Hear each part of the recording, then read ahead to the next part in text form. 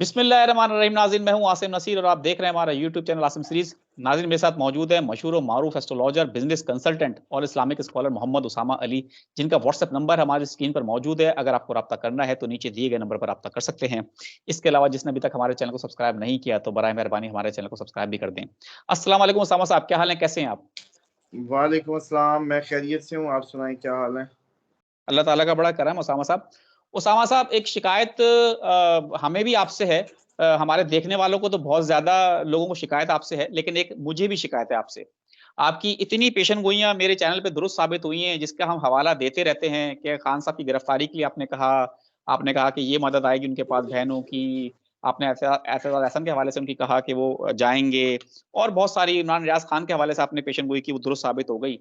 बेतहाशा पेशन गोइयाँ दुरुस्त साबित हुई, लेकिन जो सबसे बड़ी पेशन गोई थी आपकी, कि खान साहब की रिहाई के हवाले से, वो अब तक दुरुस्त साबित नहीं हुई। ये समझ लें, मैं अपने देखने वालों की तरफ से आपसे सवाल कर रहा हूँ। हुँ। देखिए, बिस्मिल्लाहिर्रहमानिर्रहीम। जैसे आपकी एक क्या कहते हैं, एक गिला है तो एक मेरा भी ये है कि सबसे पहले प्रोग्राम के शुरू में फ़लस्तीन की बात होनी चाहिए। चलें, और ठीक है, जब तक बिल्कुल। ये जंग जारी है उस वक़्त तक हमें ये आवाज़ उठानी है। वी और ये डेफिनिटली हमारे सपोर्ट जैसे करेंगे। कहते हैं ना, वो सलाम सलाम का हिस्सा होना चाहिए कि जब भी कोई शख़्स किसी से बात करे, सलाम करे, तो बेशक। फ़ौरन ही उसमें इसको करे, जैसे कहते हैं इसका इज़हार करे। तो मैं समझता हूँ कि जहाँ तक आपकी इसकी बात है कि आपकी जो अ, इमरान खान साहब के हवाले से, तो 30 अक्टूबर देखें अपकमिंग है, और तसल्ली रखें। देखें, अब हम कोई इसमें ज़ाती तौर पे एक कैलकुलेशंस है। आपने आज तक कितने लाइफ में एस्ट्रोलॉजर्स या उनका वर्क देखा या परफॉर्मेंस देखी जो इतना इम्प्रेसिव हो आज तक? या इंडियंस भी इतने बैठे हैं सारे हर तरफ। बिल्कुल ठीक है। देखें, जितना अल्लाह ताला ने करा, मैं बस उसका जो काम है वो किया, जितना उसने जैसे कहते हैं जो दिखाया, वो जो नजर आया उस पे बात की। अच्छा, तो उसमें हिम्मत रखें कि 30 अक्टूबर के बाद प्लैनेटरी जो रीडिंग है वो तो ये बता रही है कि खान साहब जो है रिहा होंगे। नवंबर में रिहाई एक्सपेक्टेड है, 30 अक्टूबर के बाद कभी भी। अच्छा, अब ये श्योर 100% तो हम एस्ट्रोलॉजी पे बात कर ही नहीं सकते कि 100%, या लोग ऐसे सोचने लग जाएं कि 12 बज के इतने मिनट हो गए, 30 अक्टूबर हो गई, तो रिहाई ऐसे हो जाए। देखें, ये 80% फोरकास्ट होती है आपकी लाइफ की, आपके बिजनेस मैटर्स की, आपके मैरिज लाइफ की, आपकी अपनी जो ज़िंदगी के मामलात हैं या बीमारियाँ, हर चीज़ की इसमें कवर होती है। लेकिन कितनी, 82 समझ लें, 80% ही इसको समझ लें। तो इसलिए हिम्मत रखें। जो आपके व्यूअर्स हैं पूरी दुनिया में, मैं समझता हूँ बड़े इमोशनली अटैच हैं खान साहब से, और ये लक है उनकी, खान साहब की, कि लोग इतना उनसे पूरी दुनिया में क्या कहते हैं, वो वारिफ्तगी, जैसे कहते हैं ना, वारिफ्तगी है उनकी, उनके मुतल्लिक लोगों की, तो वारिफ्ता है। असल में तो ये बड़ी उर्दू की वो आज शकील टर्म मुझे याद आ गई, वारिफ्ता। तो बहरहाल, क्योंकि वो पंजाबी में वारी सदके कहते हैं, बहरहाल तो वो हैं। तो 30 अक्टूबर जो है उसके बाद से प्लैनेटरी लैंग्वेज में अगर बात की जाए, एस्ट्रोलॉजी की लैंग्वेज में, तो काफ़ी हद तक कोई, जैसे कहते हैं, बेहतरी के चांसेस हैं रिहाई के मुतालिक।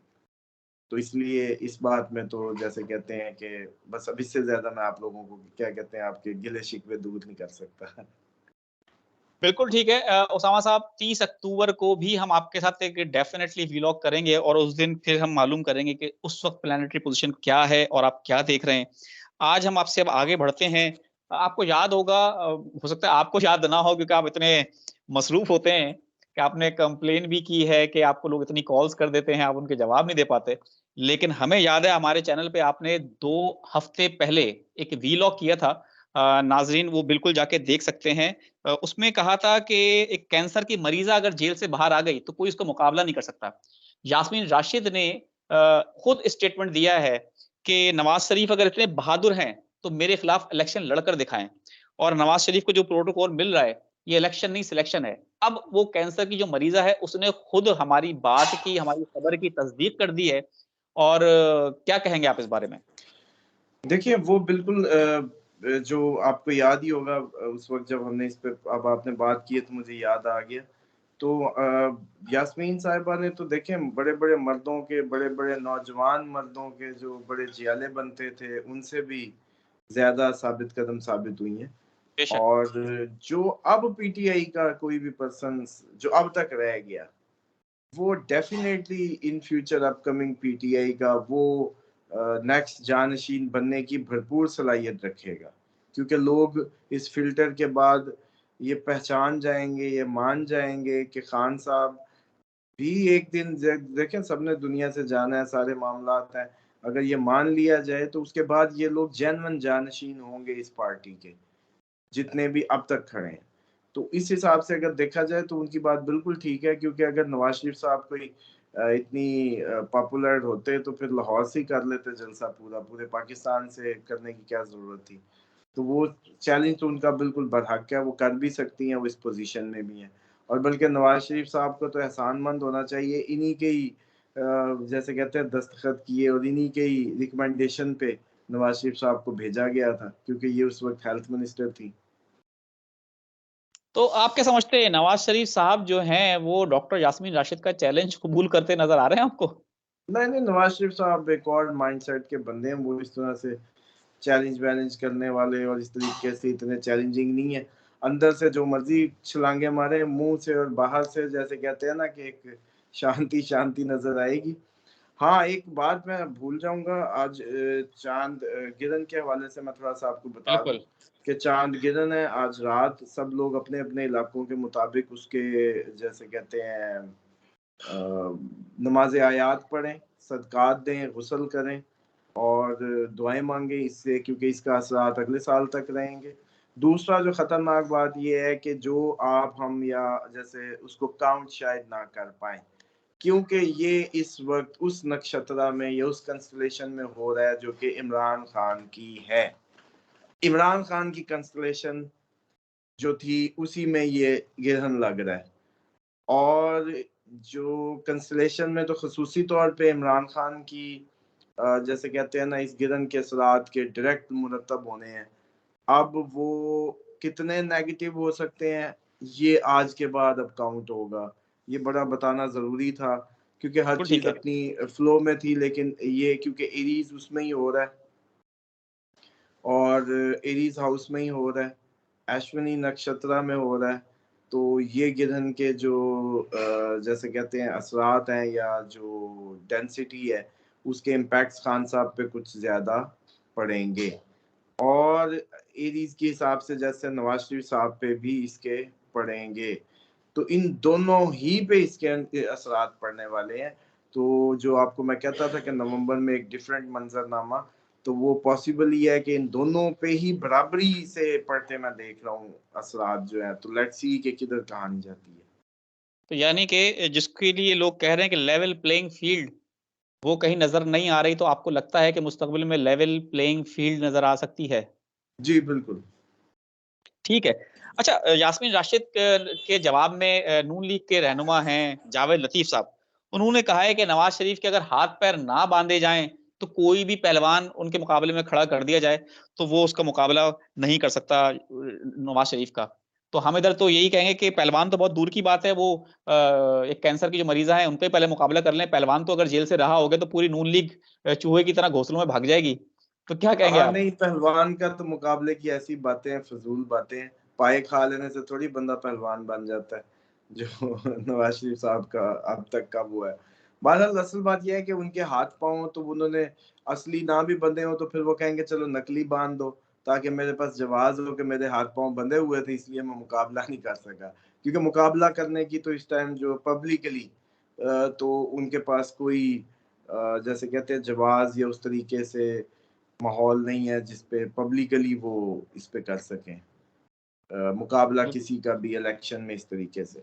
और असल पहलवान का मुकाबला तो बिल्कुल भी नहीं कर सकते, उसके तो अब क्या कहते हैं शागिर्दों का मुकाबला कर लें तो बड़ी बात है। जैसे डॉक्टर यास्मीन राशिद साहिबा ने चैलेंज कर दी है, तो वो कर लें तो बड़ी बात है। अच्छा, लोग इसको ये ना समझा करें कि जब हमको बात कर रहे होते हैं तो वो फील जैसे जैसे जिस साइड की भी बात करनी होती है वो लगता है ऐसे ही होता है कि हम उधर के हैं, उस साइड पे टिल्ट मार रहे हैं हमारी आवाज से उससे, लेकिन एक्चुअली यही हकीकत होती है।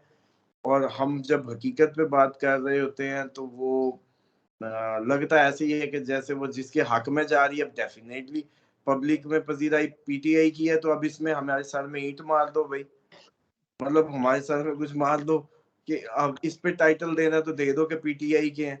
हालांकि ऐसा कुछ नहीं है, जो हकीकत है वो हकीकत है कि जो पब्लिक स्पोर्ट या फॉरेनर स्पोर्ट या पूरी दुनिया में जो दिलों की जैसे कहते हैं धड़कन इस वक्त पीटीआई बनी हुई है, इसको इस तरीके से जैसे नोचा जा रहा है लोगों से और जिस तरीके से किया जा रहा है, मैं समझता हूँ ये ज़हनी तो टॉर्चर हो रहा है लोगों के साथ, और ये एक रिएक्शन होगा।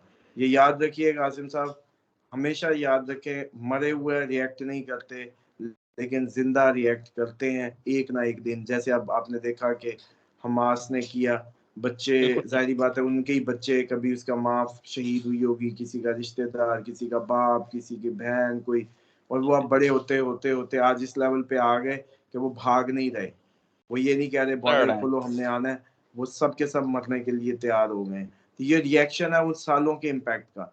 तो ये भी जो सब हो रहा है या जो ओवरऑल एनवायरनमेंट पाकिस्तान में हमने देखा पॉलिटिकली, जैसे कहते हैं दीवार के साथ लगाने का, तो इसका भी बिल्कुल ठीक इम्पैक्ट है। कहीं ना कहीं छुपा हुआ है और इन फ्यूचर अपकमिंग टाइम में देखेंगे। और बिल्कुल बल्कि ठीक है। खतरनाक बात यह है कि ये जो चांद गिरन है, ये बहुत बड़ी तब्दीली आपको दिखाएगा अब अपकमिंग टाइम में, क्योंकि ये फुल मून की टाइम पे जब मून अपनी फुल जोबन पे है और उस वक्त लग रहा है, और इसके इम्पैक्ट्स इतने ज्यादा वो नहीं है। बल्कि आपको भी ये है कि यही नहीं नाजरीन, आपने भी नमाज आयात जो है रात में ख्याल अपने कोई मिडनाइट को ही होना ही है, तो उस वक्त जो है इसको आप भी पढ़ें, बिल्कुल। सब इसको इग्नोर ना करें। और ये सब पे मोस्टली, और लेकिन असल बात यह है कि जिससे जिसके लिए ज्यादा कंसर्न थे उसी के उसी के हाउस में ये हो रहा है, और देखिए अब क्या नजारा कराता है ये। बिल्कुल ठीक है। बहुत बहुत शुक्रिया उसामा अली खान साहब हमें वक्त देने के लिए। नाज़रीन, उम्मीद है आपको हमारा आज का व्लॉग पसंद आया होगा। हमें कमेंट कर जरूर बताइएगा। एक नए व्लॉग के साथ आपकी खिदमत में दोबारा हाजिर होंगे। मुझे और मोहम्मद उसामा अली साहब को दें इजाजत। हमारा आखिर में वही मैसेज है, मुस्कुराएं, प्यार बांटें और अपने आसपास के लोगों का ख्याल रखें। खुदा हाफिज।